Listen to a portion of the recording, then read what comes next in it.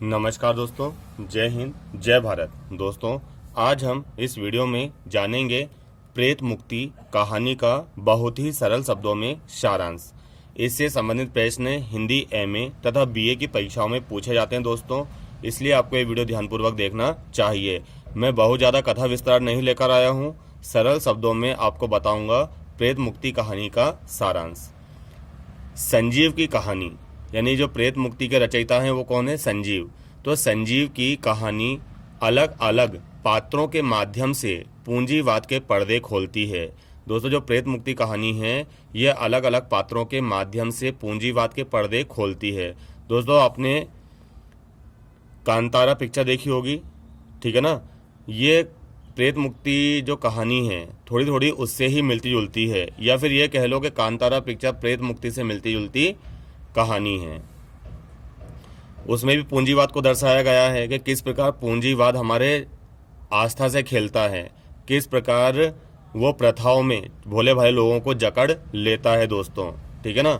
तो ये पूंजीवाद के पर्दे खोलती है जो भारत के कोने कोने में पसरा हुआ है। कहानी बताती है कि जो पुराने ताकतवर लोग हुआ करते थे, जिनमें देश को बदल देने की क्षमता थी, वे सब अब लुप्त हो चुके हैं। दोस्तों, जो पुराने लोग थे जैसे सरदार वल्लभ भाई पटेल, गांधी जी, भगत सिंह, झांसी की रानी, चंद्रशेखर आजाद, अहिल्याबाई, ये जो लोग हुआ करते थे इनमें देश को बदल देने की क्षमता थी। यह अपने देश के आन बान शान के लिए जान तक देने को तैयार हो जाया करते थे, परंतु अब ऐसे लोग नहीं देखने को मिलते हैं। पहले दोस्तों गांव में एक मुखिया होता था, उस मुखिया की बात पूरे गांव वालों को माननी पड़ती थी। जैसे राजस्थान का कुलधरा गांव, यानी कि अपने मान के लिए उन्होंने पूरे गांव तक को छोड़ दिया था दोस्तों। आई बात समझ में? तो ऐसे मुखिया आप देखने को नहीं मिलते हैं दोस्तों, और ना ही ऐसे लोग देखने को मिलते हैं जो मुखिया की बात माने। दोस्तों, पहले किसी गांव में अंग्रेज या फिर पुलिस की गाड़ी जाने में डरती थी क्योंकि वहां पर एकजुटता होती थी, परंतु अब अगर पुलिस की गाड़ी घुस जाती है और किसी को पकड़ ले जाती है तो पूरा गांव तमाशा देखता रह जाता है। तो ऐसे डरपोक लोग आ गए हैं अब, ठीक है ना, जिनमें बदल देने की क्षमता होती थी। अब ऐसे लोग लुप्त हो गए हैं और कमजोर व डरपोक लोगों का डेरा इस देश में हो गया है। कहानी में बाघ ताकतवर लोगों को दर्शाता है, यानी कहानी में जो बाघ है वो ताकतवर लोगों को दर्शाता है जो बेचारे लुप्त हो चुके हैं या फिर लुप्त होने की कगार पर हैं, तथा कुत्ते कमजोर लोगों का प्रतीक हैं, ठीक है ना? जो कुत्ते हैं वो कमजोर लोगों का प्रतीक है दोस्तों, यानी कि उन पर हाथ फेरकर कुछ भी काम करवाया जा सकता है, जिन्हें कई वर्षों से गुलाम बनाकर इन पूंजीपतियों ने अपने यहाँ रखा हुआ है। दोस्तों, जो हाथी होता है, हाथी वो बहुत ताकतवर होता है दोस्तों, ठीक है ना? वो बड़े से बड़े मकान को गिरा सकता है, वो पेड़ को उखाड़ सकता है, परंतु पैर में बंधी हुई जंजीर को नहीं तोड़ पाता। क्यों? क्योंकि वो पैरों की जो जंजीर है ना, वो उसके पैरों में नहीं है, वो कहाँ है? उसके मस्तिष्क में बन चुकी है, ठीक है ना? तो ऐसे ही एक भोले भाले लोग हैं जिन्हें कई वर्षों से गुलाम बनाकर पूंजीपतियों ने रखा है, अपने यहाँ रखा हुआ है। इनको कर्जा दे देकर यानी कि बिस्कुट फेंक कर, ठीक है ना, थोड़ी बहुत बोटियां फेंक कर इन्हें अपना गुलाम बना लिया, जैसे हम कुत्ते को बना लेते हैं।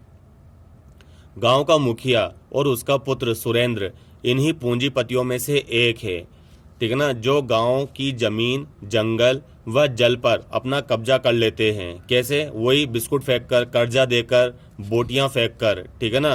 तब ये भोले भाले लोग इनको भगवान माने थे। कितने अच्छे हैं ये लोग, कितने अच्छे हैं। फिर पता चलता है कि अरे हम तो अब इनके धीरे धीरे गुलाम हो गए हैं, और गांव वालों को भी धीरे धीरे अपना गुलाम बना लेते हैं। लेखक ने गांव का नाम भी काला पानी रखा है, ठीक है ना? काला पानी आप जानते ही होंगे, जो अंग्रेज लोग क्रांतिकारियों को सजा दिया करते थे वो काला पानी की जेल में डाल दिया करते थे, जो अंडमान निकोबार द्वीप समूह में थी।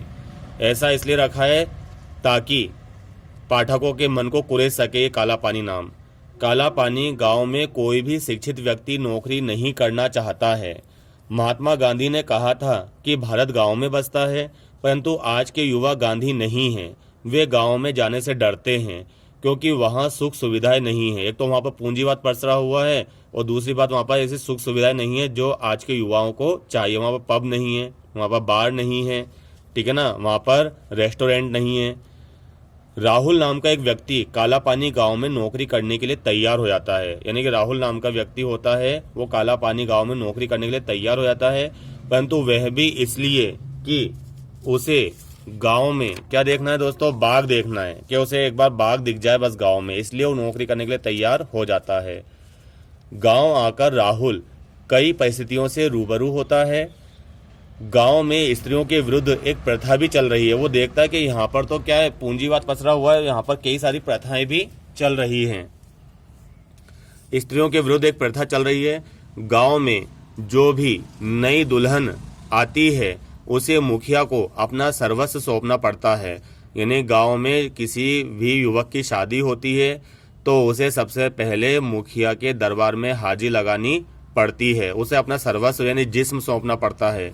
गांव का एक लड़का जगेसर इस प्रथा को तोड़ता हुआ अपने दुल्हन को लेकर शहर आ जाता है ताकि उसकी दुल्हन मुखिया के चंगुल से बच जाए। ठीक है ना, ये हालत है गांव की। परंतु शहर आकर वह सत्तो नाम के चंगुल में फंस जाता है।